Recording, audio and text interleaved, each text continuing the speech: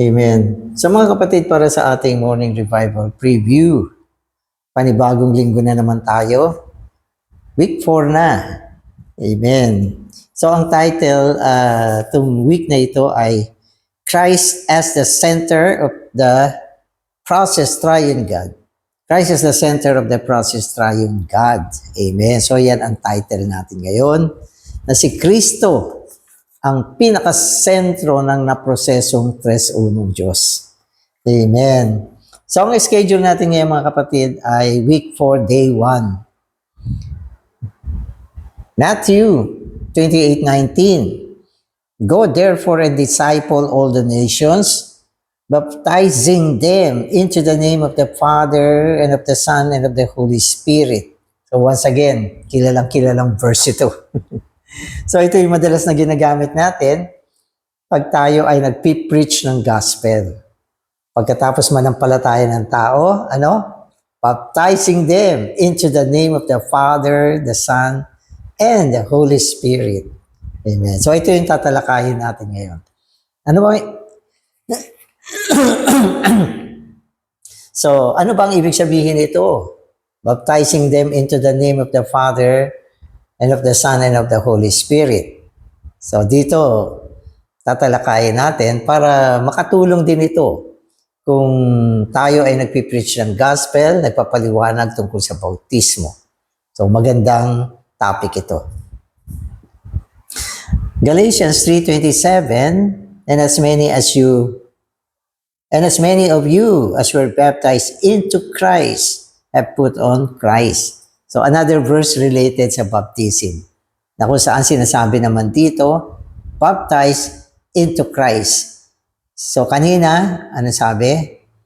Baptizing them into the name of the Father and of the Son and of the Holy Spirit. Dito, baptize them into Christ.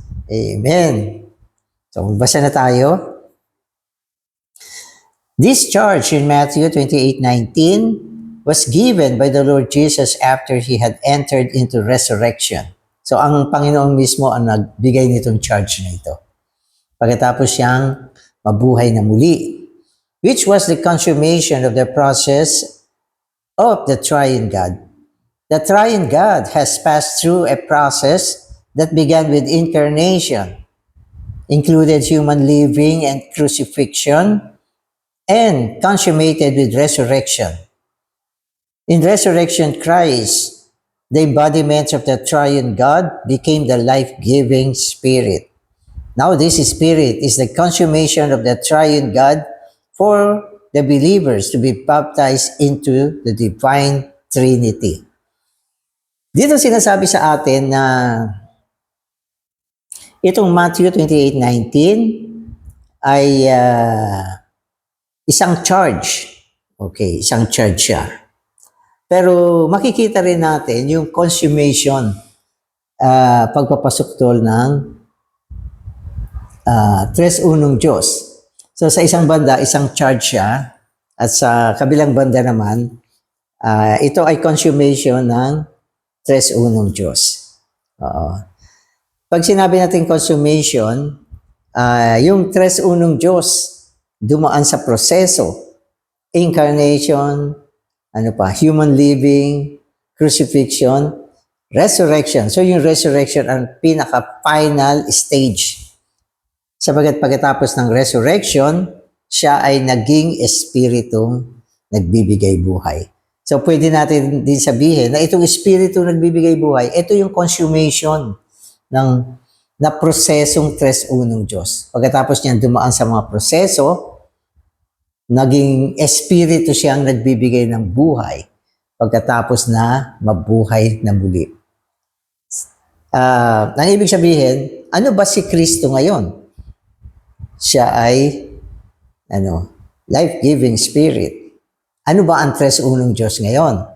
Siya ay life-giving Spirit. Ano itong life-giving Spirit? Ito yung pagpapasukdol ng tres unong Diyos. At pagkatapos ng pagpapasukdol ng tres unong Diyos, binigay na niya yung charge. Kautusan ng tao ay bautismuhan sa pangalan ng Ama, ng Anak, at ng Espiritu. So, kailangan mag-antay pa na ma-consummate. So, yung charge na yan, hindi yan binibigay. Naibigay lang yan pagkatapos ng consummation ng Tres Unong Diyos. Ibig sabihin, hindi pa pwede yan noon na i-baptize yung tao tungo sa pangalan ng Tres Unong Diyos.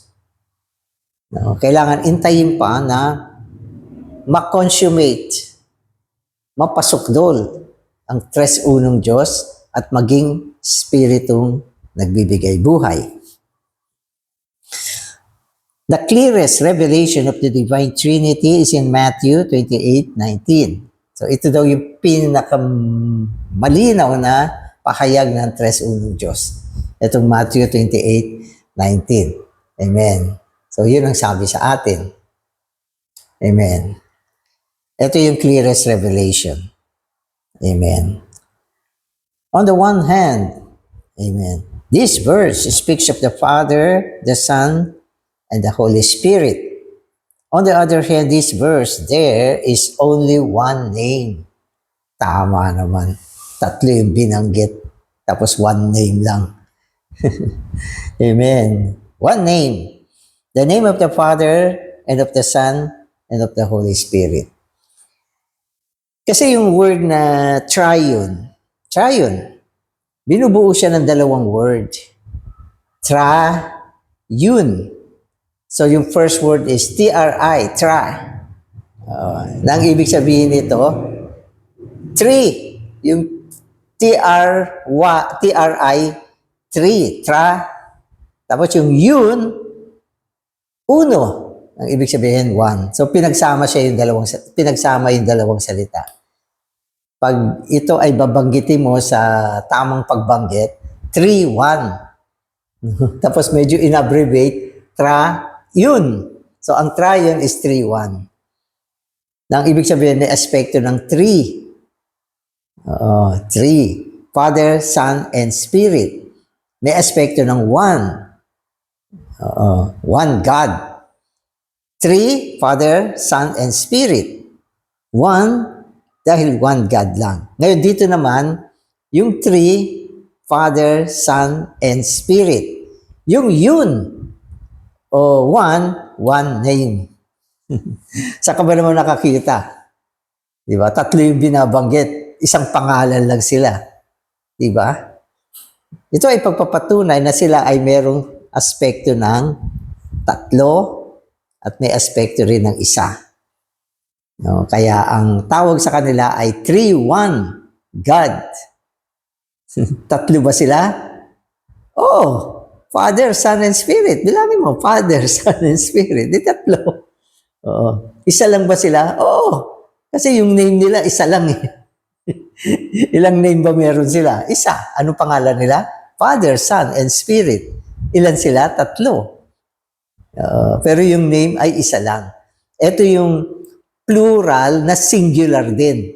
Alam niyo kasi sa spiritual, yung mga ano to, mga mystery. Paano mo gagawin singular yung plural? Yung plural ay plural. Ang ibig sabihin ng plural, more than one. Ang ibig sabihin ng singular, one lang. Hindi pwedeng more than one. Kaso dalawa yung aspect niya eh. Meron siyang aspect ng 3. Okay. Plural yan. Meron siyang aspect ng 1. Singular yan. Kaya hahanap tayo ng isang name na magpipit sa kanya. At ang tamang description o kukuha tayo ng isang description na magpipit sa kanya. Kaya ang tamang description ay Triune. 3-1. Huwag ka na umangal. Amen. Amen.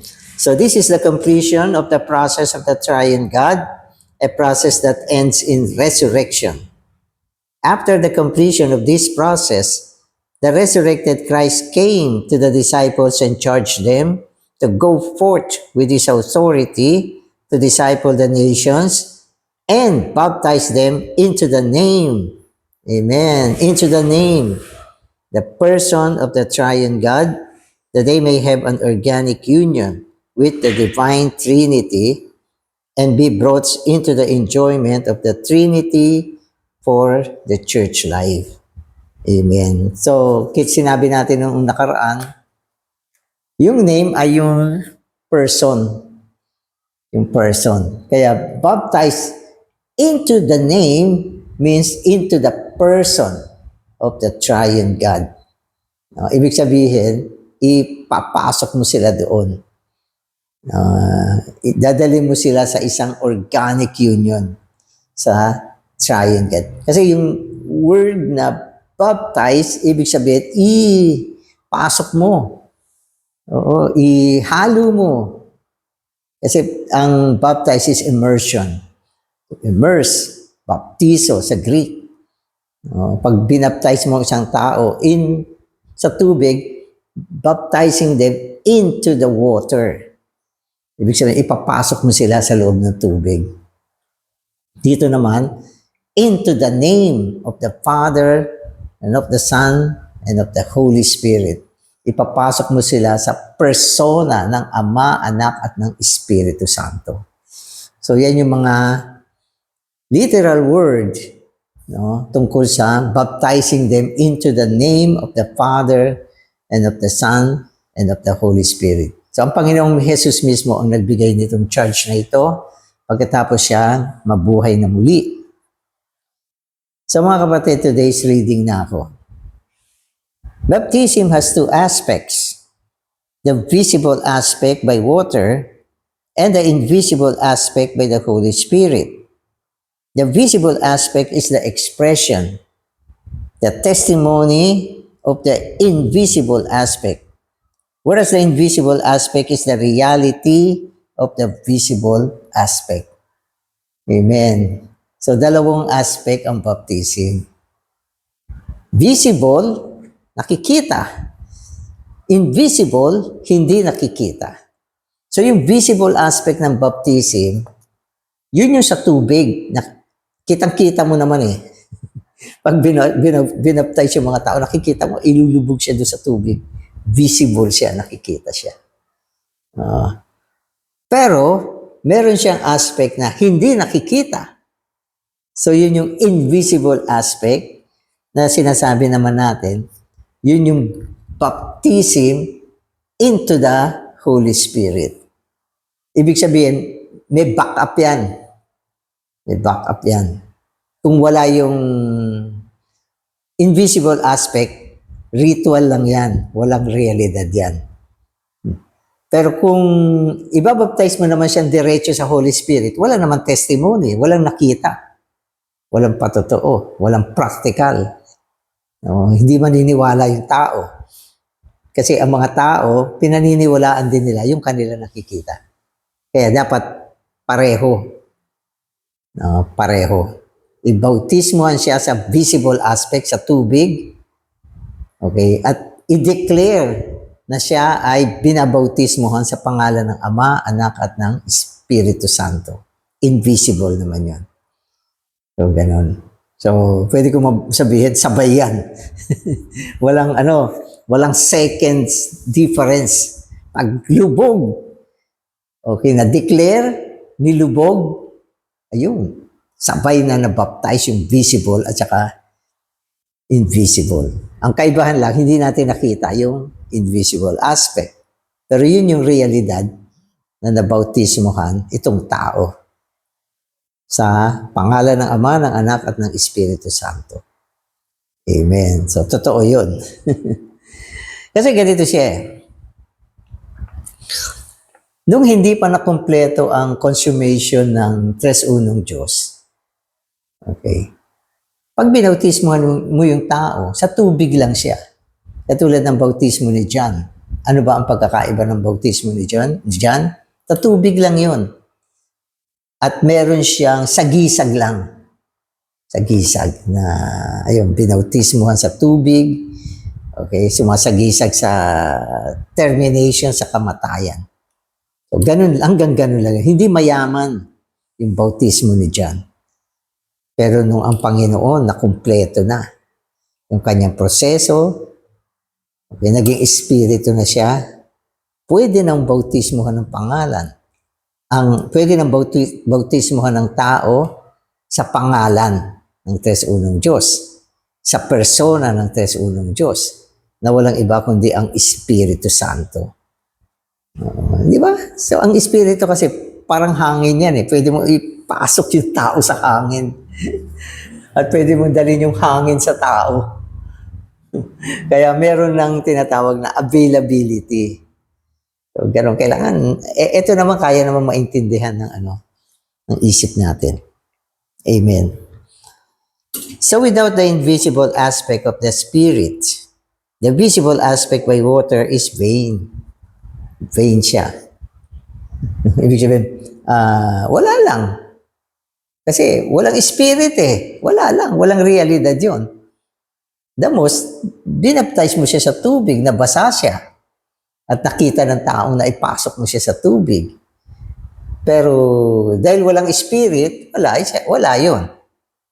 Kaya hindi ka rin pwede mag-baptize ng walang declaration. Yung declaration, yun ang magdadala sa kanya sa loob ng Espiritu Santo. Kaya lahat na nagbabautismo, nagde-declare. Di ba? Yung pangalan ng tao, okay, at i-declare, okay, I baptizes you into the name of the Father and of the Son and of the Holy Spirit.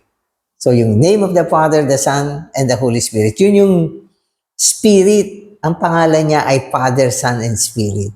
Doon mo ipapasok yung tao. Pero kailangan merong visible.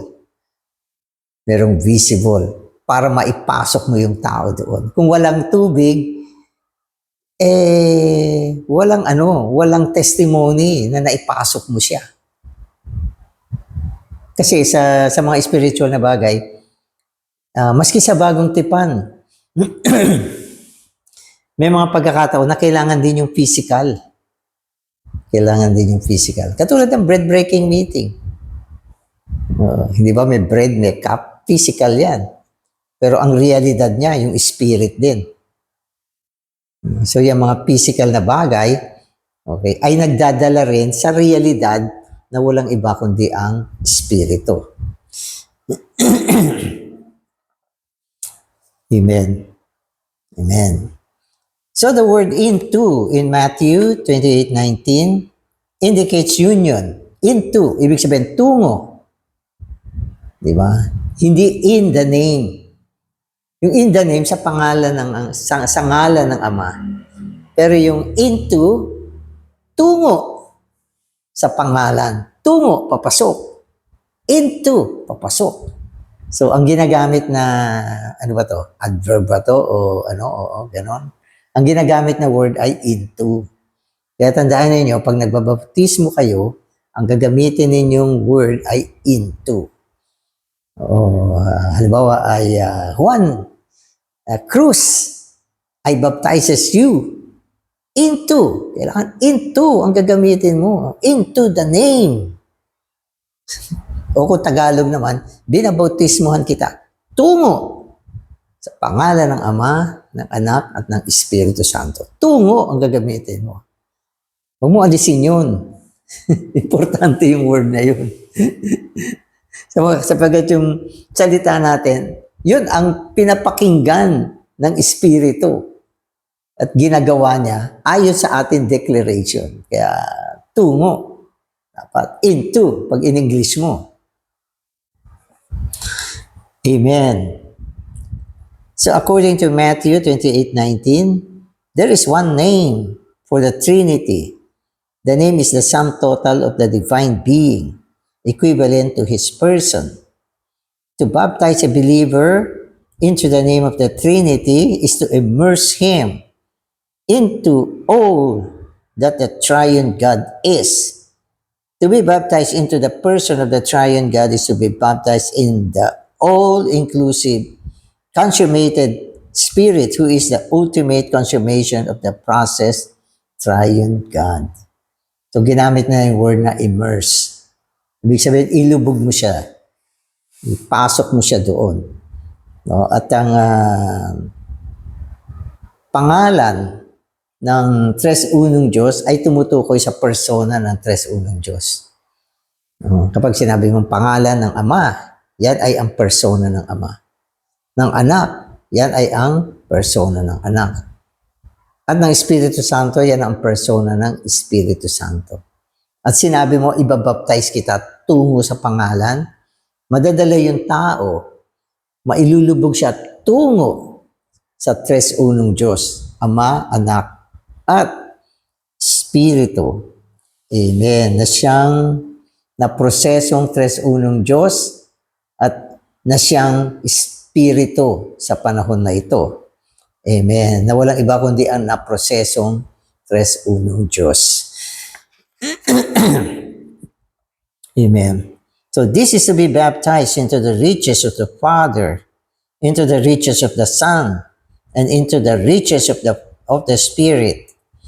Therefore, whatever the Father has, whatever the Son has, whatever the Spirit receives becomes ours. Ganda. Then nabaptize ka sa Tres Unong Diyos. Natamo natin kung anong meron siya. Kasi nagkaroon ng organic union eh. Kaya kung anong meron siya, ay natamo natin. Halimbawa, yung mga prosesong dinaanan ng Tres Unong Diyos, yan ay naging elemento ng Tres Unong Diyos na naia-apply sa atin sa panahon ng bautismo. Ang kanyang kamatayan, di ba? Nabaptize tayo tungo sa kamatayan ni Kristo. Kasi yung elemento ay nasa Tres Unong Diyos. Ang kanyang pagkakatawang tao, ang kanyang pagkabuhay na muli, nandyan lahat.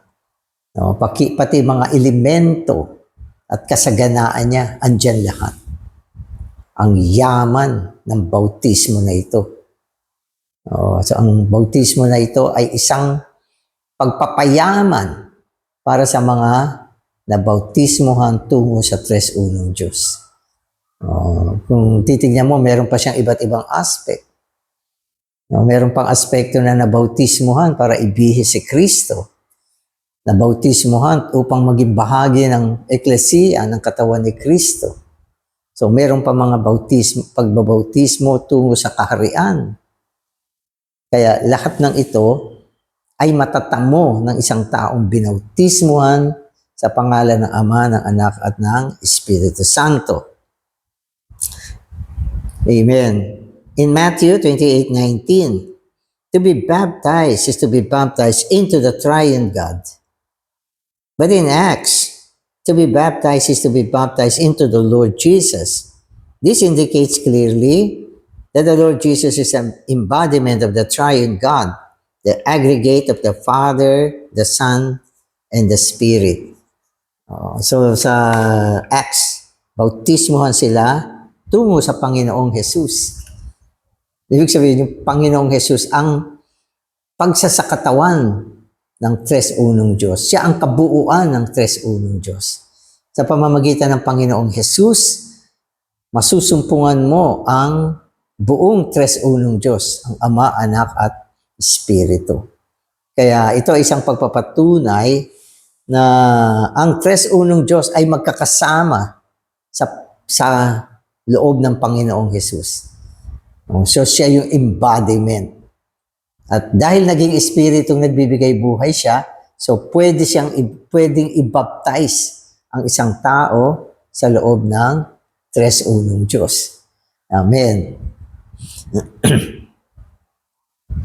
Amen. Furthermore, in the epistle, Paul says that to be baptized is to be baptized in the Spirit. Therefore, the New Testament reveals that we are baptized into the triune God, into the Lord Jesus, and in the Spirit. Amen. Kaya yung ibang mga confirmation na verse sinasama natin upang mas lalo tayo ma-impress na yung bautismo ay pagbabautismo sa Tres Unong Diyos. Ano ba, yung Matthew 28:19, binanggit na yung Tres Unong Diyos doon. At ito ay pinalakas pa ng ilang verse na kung saan sinasabing, bautismohan sila sa Panginoong Jesus. Nang ibig sabihin, siya yung anak. At mayroon pa ring verse na bautismohan sila sa Espiritu Santo. So, siya yung Espiritu. At ito ay isang malakas na confirmation na ang bautismo ay bautismo tungo sa napasukdol na proseso na tres unong Diyos na ngayon ay Espiritu. Amen.